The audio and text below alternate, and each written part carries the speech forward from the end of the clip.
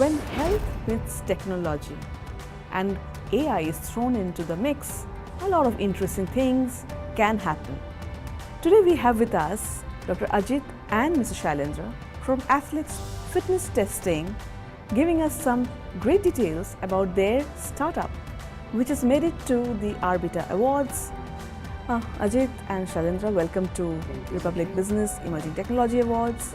Thank you. There is a lot of rave reviews about your app. If you can tell us a little bit about what exactly you're doing with the Athlex app. So basically this is the first app in the world which assesses your fitness levels without any wearables. You just need a smartphone. So the beauty of this particular app is that it can be used by anybody who's 9 years and above, able-bodied individual on this planet, where most of the times everybody does health checkups but nobody tests their fitness. Now is the time that you can actually use an app in the comfort of your home or wherever you are and test your fitness levels.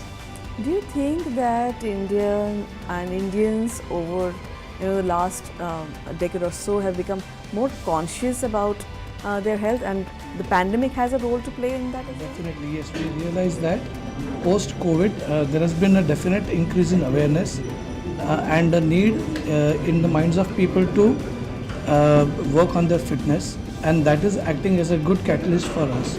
Just to add one more, last week there was a big article that came in the Lancet journal, medical journal, which suggested that 1 in 2 Indians are unfit.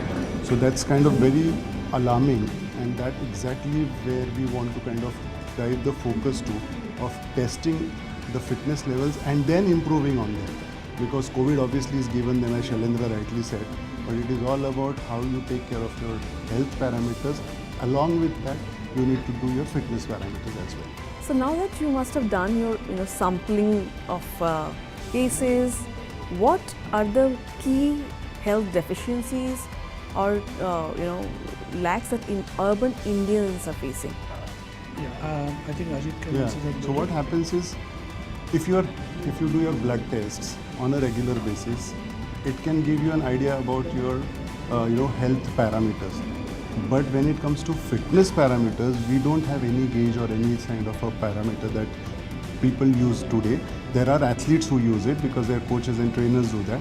But for a normal individual who is, be it from a housewife to a student to a corporate or to a manufacturer or anybody for that matter, you need to know how fit you are.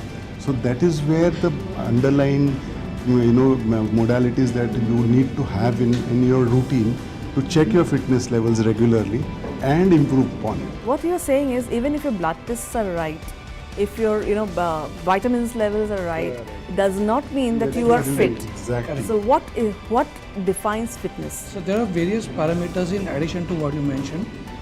Things like your strength, flexibility, your ability to push, pull things, to move. All of these things constitute fitness. Now, to do these things, there are certain set of muscles that are deployed. The strength, endurance of these muscles is equally important, and that's what we focus on. So, answering your earlier question, in terms of the samples that we have, we do find that a lot of individuals fall in the range of below average. So, there are grades that are defined globally in medical science journals, starting from poor to excellent. And a lot of people are falling in below average primarily because they don't know. So we are basically basing our company on the simple principle that we learned in our childhood, which is you can improve what you can measure. So the first step to improvement is measure and then improve. So that's what we are focusing on. And we are trying to make it so easy that you don't need to go to a specialized clinic or experts. You can do it in the comfort of your home on your own. But traditionally Indians have been hardworking physically. But do you think that the kind of lifestyle urban Indians are living are leading to making more and more people unfit? Yeah, it's not about only unfit. So it is about what sort of a work profile you have. It could be a long sitting job. It could be an athlete. It could be a housewife. So they need to do certain activities in their daily life itself. And standing for a while, or putting things up in the cupboard.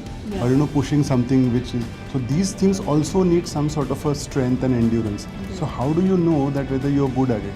Simple thing which I always tell is, just by wearing trousers when you're standing without support is such a challenge to somebody, because they don't work on their balance. They need to take support. So these things are not only pertaining to the athletes or sports per se, or gym goers or fitness freaks. This is for every other individual who wants to get themselves a little better than where they are. So just as you're saying that you don't really have to wear a smart gadget or smartphone, or you don't have to go to anywhere. You can just, with the help of a smartphone, you can measure your fitness. But people also have an idea that if you really want to become fit, you have to go to a dietitian, you've got to go to a gym, you've got to take up this.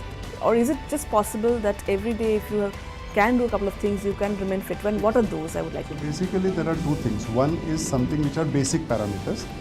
Those basic parameters will kind of test your upper body, core, lower body balance. There are advanced parameters that we check, which will kind of cover more specialized tests for fitter people. So it is right from an unfit or rather recreational individuals to somebody who is professionally playing at the highest level. So we test all these muscles and joints in terms of their ability to do certain activities to a level which is certified and kind of put in the normative data tables across the sports science journals and sports medicine. So what we are saying here is, you go to a gym, you exercise, that's going to help. But even before starting that, know where you are.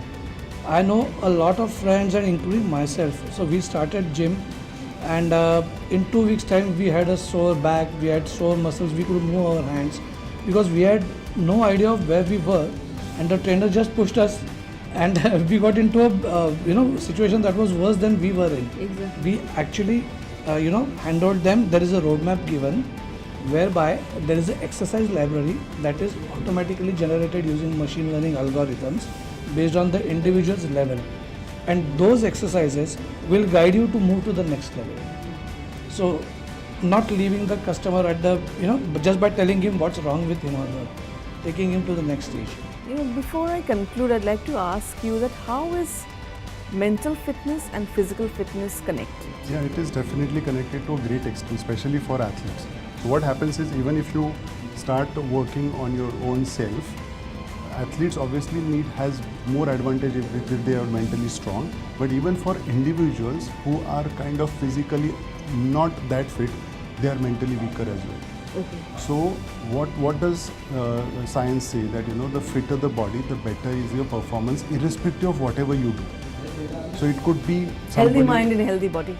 Exactly. And that gives you actually in totality a good sum of good physical life ahead.